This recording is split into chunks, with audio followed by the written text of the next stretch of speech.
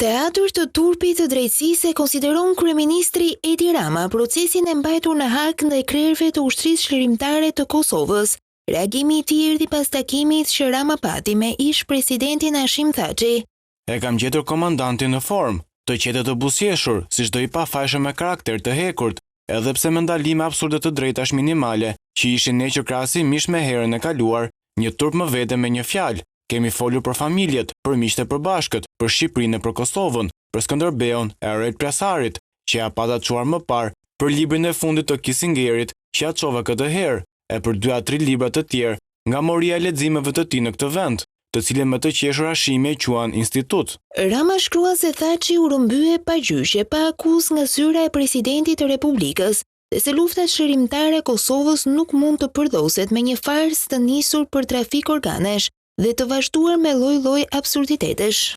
Nuk di ç'të them për këtë padrejtësi uleritse në zemrën e Europës demokratike, me bekimin e shteteve të Europës së SBA-s dhe me fondet e taksapaguesve europian e amerikan ndaj një populli europian që çliroi vetveten nga një regjim nacional socialist, po edhe Europën nga një njollë zez apartheidi, mund në kërthisen e saj për dekada me radhë.